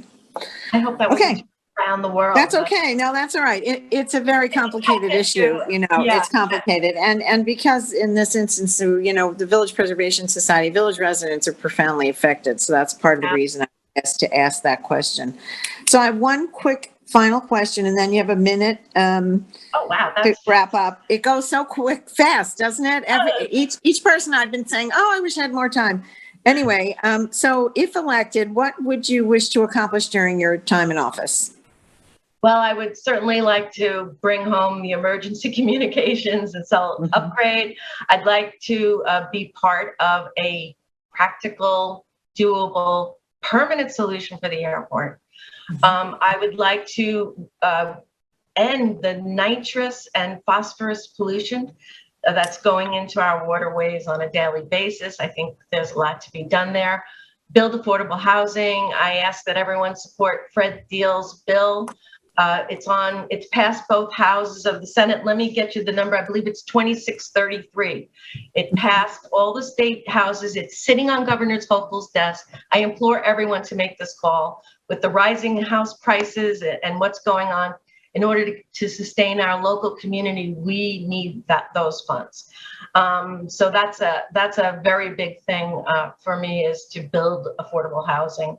And I do support eminent domain proceedings on the Napeed Beach to keep protecting public access to our beaches is also one of our most important directives for our quality of life here in East Hampton. Okay, great. Okay, so now a minute to close. Okay, and I just enumerated some of the things, so I hope that I had in my closing. So, okay, start the clock. Okay. Okay, so Kathleen, again, want to thank you and the Village Preservation Society for this opportunity. As a first-time candidate for town board, giving us a platform to be able to present our views to the communities is a valuable service to everyone. I strongly believe that public office and success in public office comes from facilitating an informed community, building coalitions, gathering diverse opinions, and finding consensus. I just enumerated if elected, that I would act on those critical issues that I mentioned: upgrade townwide communications, build more affordable housing, change the status quo of the airport, work on renewable energy projects, end nitrate and phosphorus pollution, and I would support eminent domain proceedings on the beach. And I will bring to the town board the experience of those 20 years advocating in the community, along with the same drive, passion, and positive energy that I brought to the community as a volunteer and community organizer. I'll use this experience to work for all members of the community. That's what public service means to me. And please vote in the November election, and please vote for me, Kate Rogers. And thank you very much. Okay, thanks very much, Kate Rogers, Democratic candidate for town council. I enjoyed the conversation. Good luck to you. Okay, thank you for joining us. My next conversation is with candidate for town council on the Independence line, John Wieland. I welcome you, John, and thank you for taking time to speak with us today. And we'll have 1 minute for an opening statement that will start now. Okay, thank you very much, Kathleen, and thank you to the Village Preservation Society for all the work that you do, and especially thank you for hosting this debate. I am John Whelan. I'm a lifelong resident of East Hampton. I was born in Southampton Hospital, graduated high school in '75 at East Hampton High School, and went on to college in Minnesota and France for a year, and then went on for my master's degree in architecture. And I am currently the chairman of the Zoning Board of Appeals. I have been for the last 7.5 years. And before that, I served the town of East Hampton as representing our town with the Suffolk County Planning Commission. And I was pleased to play a big part in saving the 555 land in Amagansett from being developed into 89 housing units. Whereby Larry Cantwell could then, once the county denied it, Larry Cantwell and his town board could save that with community preservation funds. I think my time is up. Yeah, you're right. Did you hear that little bell? And I had a little timer myself, actually. Oh, did you? Okay. Well, that was maybe a rougher segue, but we're on the same page. Exactly. Okay, so my first question would be, has the intensification of population during the COVID pandemic given you different views on density and how much more our community can support? Yeah, thank you for that. Yes, it certainly has. And I think it has on the whole town as a whole, especially those of us who did grow up here or have been here for decades.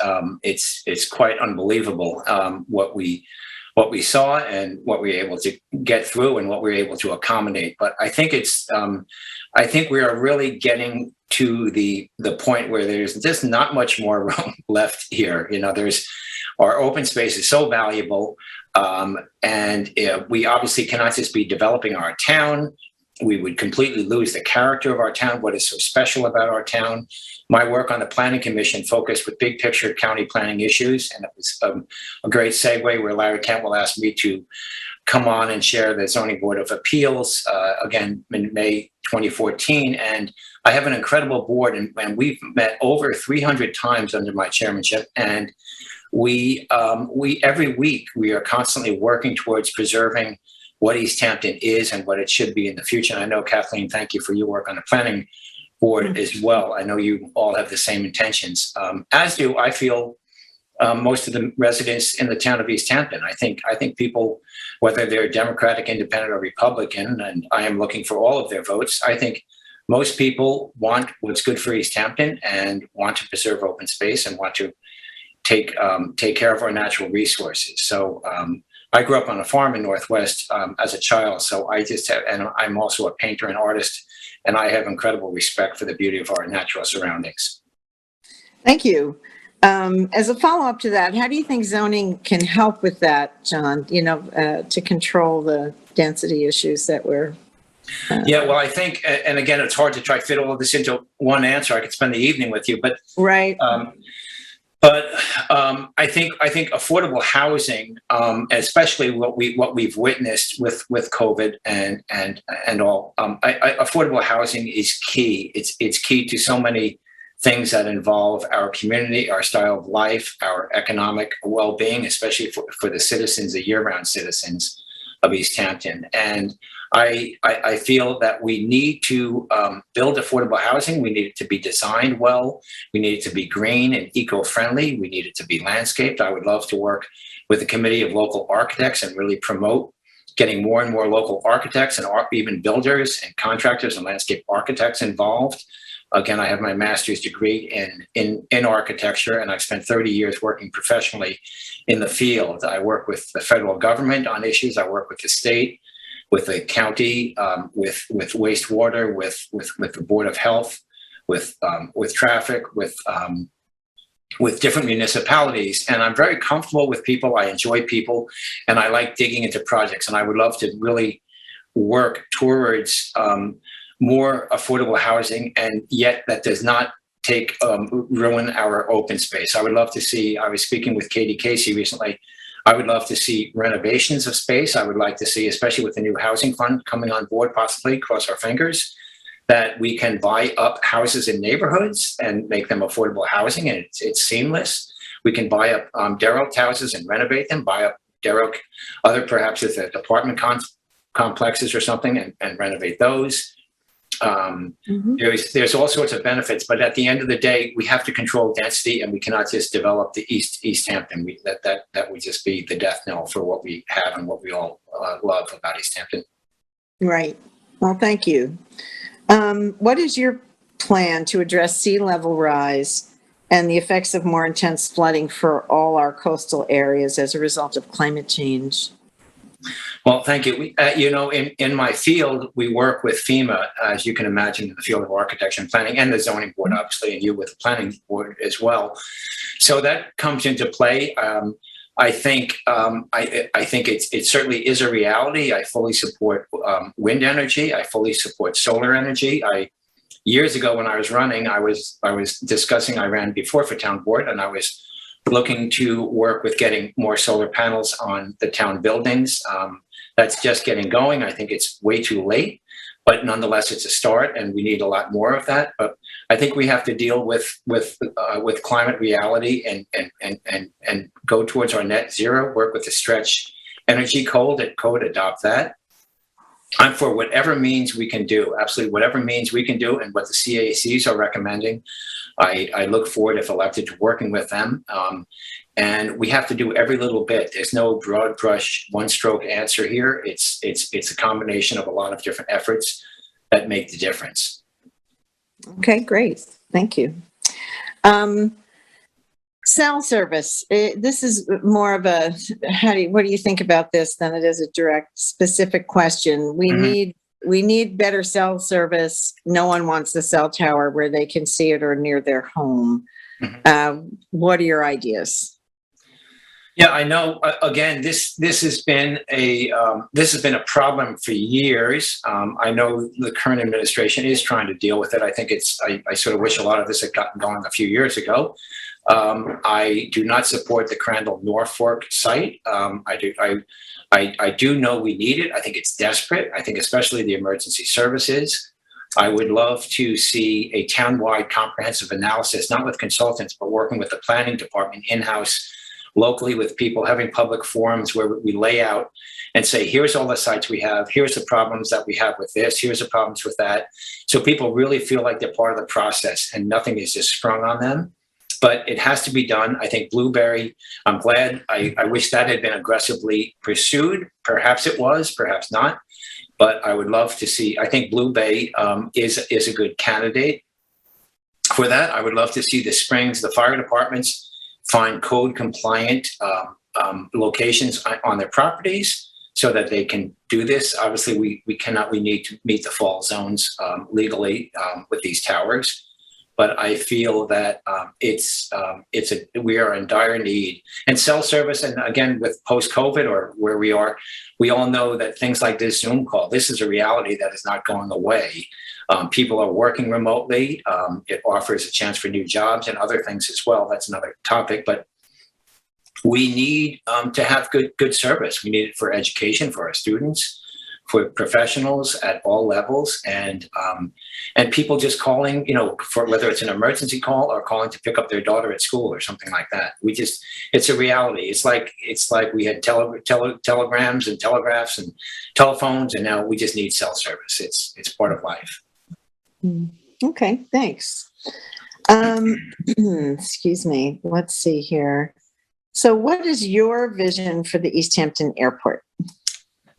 Okay, thank you. I'll try to be brief with this and summarize it, but here's what I feel. Here's my opinion is that the status quo is not working. We all know that.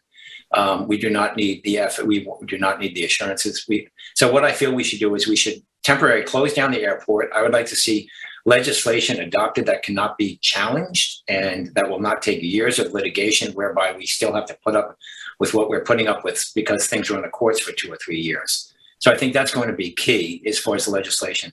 When it does reopen, I would propose that there be no helicopters, absolutely none, except for emergency use.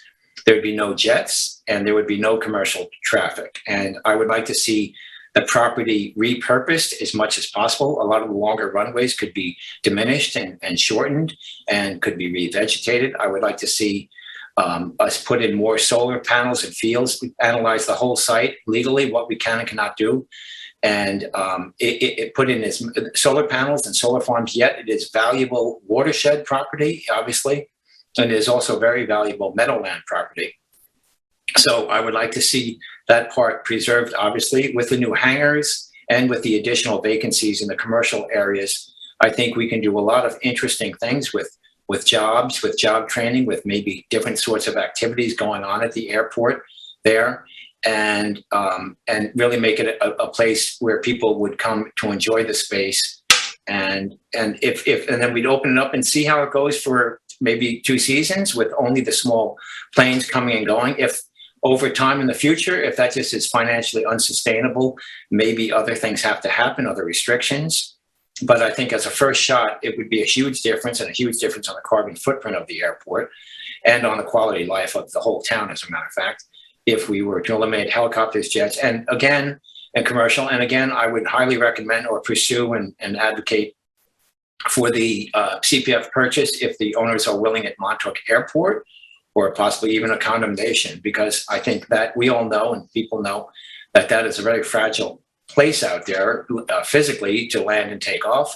It's near wetlands, it's near the water, it's environmentally fragile.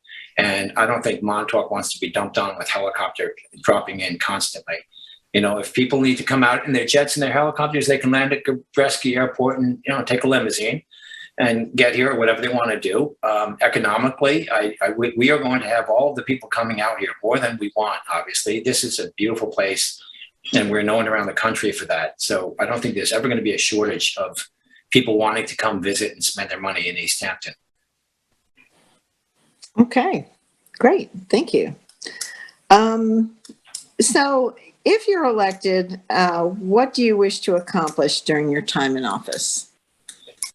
Well, I believe I would really want to focus in. I'll start by saying the candidates, Kathee Burke-Gonzalez is running for a third fourth-year term. Sylvia is in her third fourth-year term. I frankly think 12 years is too much. So that's why I'm stepping down as the zoning board chair after 8 years. But Kathee has been there, and she's a fine woman. She has a background in marketing, and Cate Rogers, they nominated Cate. She's the chair of the Democratic Committee, and she was nominated by that committee. She has a background I'm not sure too much about, but I know one thing is commercial property mid-island.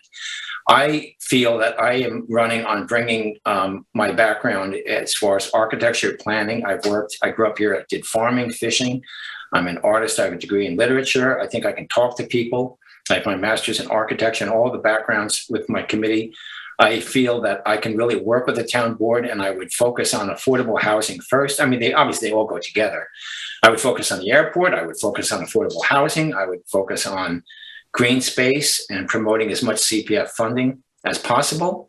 And I'm very excited about the housing fund and what could be done with that as far as getting more local people involved. I would love to see local businesses, and possibly there's situations where you can buy up some existing space that isn't being properly used and make some nice shops and local shops. I would love to eliminate much of the traffic, the tractor trailers coming out here delivering food. We have so many farms. I'm on the board of directors of the Eco Farm, and I've been farming all my life. I think there is so much ability here, and so much opportunity available to us to grow locally, to harvest, to distribute. And I think we kind of have to turn the page here. I think we will have to turn the page and say, we have to kind of hunker down and say, hey guys, this is our community. You're allowed to come out here. Obviously we need and want our summer visitors, but I think as far as non-taxable revenue and things like that, and just the traffic, we have to make it, maybe it's a little more expensive. When you come out here, you're going to pay bigger parking fees, beach fees, this and that. I think that's just a reality. Like when people go to Disneyland or something like that, they pay big prices. For those who live here and need jobs, we have to create jobs. There's a lot of green jobs, opportunities there. There's a lot of opportunities in IT, again, with the Zooming and all that. For young people, there's opportunities to actually, if there's affordable housing, someone can go away to college, or whatever, kind of trade school, vocational, come back, raise a family here, work remotely, but yet live here and be with their parents and grandparents and their friends and that sort of thing. I think that the brain drain has been going on for decades. So there's a lot, but I mean, that's kind of what I would really want to focus on. And I like people. I like talking. I like listening to people. And I think no matter who is on the town board, I like to think I am a team player, and I know these people and I will get along. And on the zoning board, I like to be respectful to our public who comes to speak, to my fellow board members. I think we need a little level of civility at the town board, and we need some congeniality, and we need hard work and a focused efforts on these things. And I will be very vocal if elected. When I make the decisions, I want the public to know why John Whelan feels the way he does about affordable housing, or about purchasing that, or about doing this and doing that. So I just think, and I think the public is changing. You know, I think there's a lot more involvement now where people want to be involved. And I commend all of the CACs and all of the different committees around town that do all the work that they do. It's wonderful to see that kind of involvement. Do you think that it has something to do with the population increase, the level of involvement you're seeing, or do you think it's just, a zeitgeist kind of thing? I think it probably does. I mean, certainly some of it maybe comes from local citizens being overwhelmed and saying, wow, what can we do here? This has gotten crazy. So they kind of want to join in and get involved, which is great. Others might be newer residents that come out here and their secondary homes are now becoming their primary homes, and good for them. They want to get involved as well. So I think it might be a combination of that sort of thing. But I think we all know that, with global warming, with the environment, and as you know well, again, as a planning board member, with development, if we don't act now, you don't get second chances on some of this stuff. And we have to continue forward to maintain what we have. If we can maintain what we have, we can have a beautiful East Hampton, not for 5 years, but for 50 years. And that would be the big goal. It's like when I was on the planning commissioner, the goal, planning commission for the county, you have to take a big picture view. And it was great to be involved in big picture planning for places outside of this town, just dealing with the environment and saving this fragile wetlands all over Suffolk County. So I think I like to bring that broad view to all of our local problems as well. Oh, that's interesting to think about the interaction of those systems and, the overlay there that has effect on our community too. Yeah. Well, our timing is working out sort of perfectly. It's now 5:04, so you have a minute to wrap up. Okay, great. I'll start. Okay. I'll give my little timer here. Okay. So thank you once again. Thank you once again, Kathleen. And again, I'm a lifelong Democrat, John Whelan, and I have been endorsed by the Independence Party for town board. I am looking for the support of all voters, and anyone who knows me knows that I appreciate anyone's opinion, and I will certainly listen, and I will work well with the town board, whatever that may be. I feel that as a town board member, I am not serving just the Democratic Party, obviously, or the committee. I am serving all of the residents. We're all in this together. And so I hope that there are that I will get votes from those people, and I hope they will vote for me and work with me in the future town board, because as a lifelong resident, I used to go to town board meetings. My dad was the town attorney for decades in planning and zoning. And I was a zoning nerd. I'd go in high school to these meetings. So I think he'd be proud of what I'm doing, and I'd like to see it through and serve the town of East Hampton as a town board member. Wow, you came in under the wire. Well done, John. Thank you so much for taking the time to talk to us today, and I wish you good luck in the campaign. Thanks to John Whelan, a Democrat running on the Independence line for town council. I want to thank all of our candidates who were kind enough to spend time with us today. My great thanks to LTV for their wonderful professionalism and for keeping us all together in the electronic way during this extraordinary time of pandemic. And I want to urge all our viewers and all registered voters of our community to please go out and vote on November 2nd. This is a participatory democracy, and as my dear departed father would say, if you don't vote, you lose your right to complain. So please go vote. Thanks, John. Thanks, Kathy, Cate, Peter, and Jeff, and good luck to each of the candidates. Thank you, Kathleen, and thank you all Okay. today. Take care. Thank you. Bye now. Bye-bye. Okay.